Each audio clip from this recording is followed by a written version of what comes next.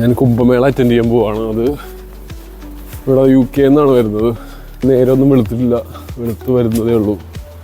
സാധാരണ ഇവിടെ നല്ല തണുപ്പാണ് രാവിലെ, പക്ഷേ ഇന്ന് വലിയ സീനില്ല, വലിയ തണുപ്പുകളും കാര്യങ്ങളൊന്നുമില്ല. അപ്പം അങ്ങനെ പോവാണ്. ഓക്കെ, ഞാനിപ്പോൾ ഇവിടെ ഷെഫീൽഡിൽ നിന്ന് ഇറങ്ങിയിട്ടുണ്ട്. അപ്പം ഏകദേശം ഇവിടെ നിന്ന് ഒരു 4 മണിക്കൂറുണ്ട് ലണ്ടനിലേക്ക്.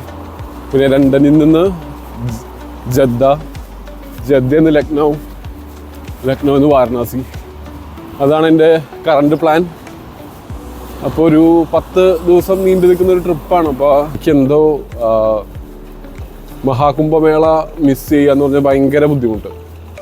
അതായത് ഇപ്പം നമ്മൾ നാട്ടിലാണെങ്കിൽ നമ്മൾ ശിവരാത്രിക്ക് കമ്പനിക്കാരുടെ കൂടെ എന്തെങ്കിലുമൊക്കെ പരിപാടികളായിട്ട് നമ്മൾ ഇറങ്ങാറുണ്ട്. അപ്പം ഇവിടെ UK തന്നെ അപ്പം നമുക്ക് ഈ 144 വർഷങ്ങൾ കൂടി നടക്കുന്ന മഹാകുംഭമേള മിസ് ചെയ്യുക എന്ന് പറഞ്ഞു കഴിഞ്ഞാൽ എനിക്കതൊട്ടും അങ്ങോട്ട് ദഹിക്കാത്ത കാര്യമായിരുന്നു. അതായത് പറ്റുമെങ്കിൽ എനി കോസ്റ്റ് അറ്റൻഡ് ചെയ്യുക എന്നുള്ളൊരു മൂഡായിരുന്നു എനിക്ക്. അപ്പോൾ ഒരുപാട് തടസ്സങ്ങളുണ്ടായിരുന്നു, അത് എല്ലാം ചാടിക്കിടന്നാണ് ഇപ്പോൾ ഇവിടം വരെ എത്തിയത്. അപ്പം ഇനിയും അങ്ങോട്ടേക്ക് ഡീൽ ചെയ്ത് എത്താൻ പറ്റുമെന്നാണ് ഞാൻ വിചാരിക്കുന്നത്.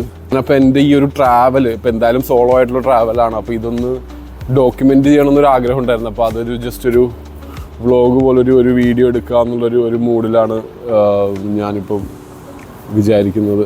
അപ്പോൾ അങ്ങനെ ഞാനിപ്പം ഓൾറെഡി ഇപ്പോൾ നാട്ടിലെ കമ്പനിക്കാരായിട്ട് പോകുമ്പോഴത്തേക്കും അവരായിട്ട് നല്ല കഥ പറയാറുണ്ട്, മനസ്സിലായോ? അപ്പോൾ നമ്മുടെ മനസ്സിലെ കാര്യങ്ങൾ, നമ്മുടെ തോട്ട്സ് കാര്യങ്ങളൊക്കെ നമ്മളെപ്പോഴും അവരായിട്ട് ഷെയർ ചെയ്യാറുണ്ട്. അപ്പം ബെറ്റർ അങ്ങനെ നമ്മുടെ മനസ്സിലെ തോട്ട്സും കാര്യങ്ങളും എന്താണോ ഞാൻ എൻ്റെ മനസ്സിൽ തോന്നുന്നത് അതങ്ങനെ ഷെയർ ചെയ്ത് റെക്കോർഡ് ചെയ്ത് പോകാമെന്നുള്ളൊരു മൂഡിലാണ് ഇരിക്കുന്നത്, മനസ്സിലായോ?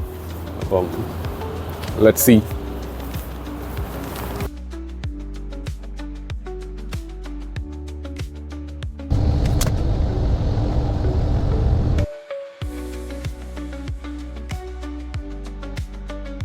ലണ്ടൻ നഗരം പതിവ് പോലെ ആ ഒരു വിൻ്ററിൻ്റെ പിടിയിലമർന്ന് ആ ഒരു ലേസിനെസ് ആയിട്ടുള്ള ഒരു മൂഡിലാണ്, ലേസി വൈബിലാണ് ഇരിക്കുന്നത്. അത് നിങ്ങൾ കണ്ടാൽ മനസ്സിലാവും. ഇപ്പം ഞാൻ ഡയറക്റ്റ് എയർപോർട്ടിലേക്കാണ് എത്തിയത്. പിന്നെ ലഗേജൊക്കെ എനിക്ക് വളരെ കുറവായിരുന്നു, കാരണം ചെക്കിനും സെക്യൂരിറ്റി ചെക്കൊക്കെ വളരെ ക്വിക്കായിരുന്നു. ഞാൻ ഫസ്റ്റ് ടൈമാണ് ഇങ്ങനെ പോകുന്നത്. അപ്പം ഇതാണ് ഫ്ലൈറ്റ്.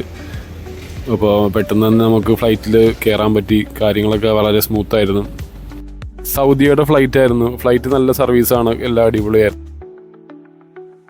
പാരീസ്, ആംസ്റ്റർഡാം, ബെർലിൻ എന്നിങ്ങനെയുള്ള സ്വപ്ന നഗരങ്ങളുടെ മുകളിലൂടെ ഞങ്ങളുടെ ഫ്ലൈറ്റ് പറന്നുയർന്നു.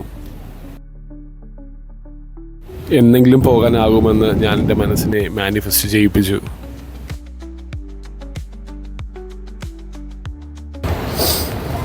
ഹായ് ഗായ്സ്, ഞാനപ്പോൾ ഫൈനലി ജദ്ദയിലെത്തിയേക്കുവാണ്. ഇവിടെ സമയം എന്ന് പറയുമ്പോഴത്തേക്കും ഏകദേശം ഒരു മണിയായിട്ടുണ്ട്. എനിക്ക് 2:45 ഇവിടുന്ന് ഫ്ലൈറ്റ്. അപ്പം ഇവിടെ നിന്ന് ലക്നൗ, എന്നിട്ട് ലക്നൗവിൽ നിന്ന് ബനാറസാണ് പിടിക്കാൻ പോകുന്നത്, വാരണാസി.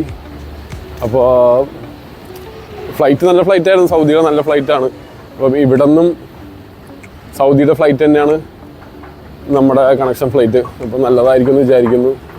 ഫുഡും കാര്യങ്ങളൊക്കെ നല്ലതായിരുന്നു. അപ്പം നെക്സ്റ്റ് നമുക്ക് ഇന്ത്യൻ കാഴ്ചകളിൽ കാണാം. അപ്പോൾ ഈ ഒരു വ്ളോഗ് ഇവിടെ വെച്ച് ഔട്ടുമാണ്. ബാക്കി നമുക്ക് അടുത്തതിൽ പിടിക്കാം. Okay, by.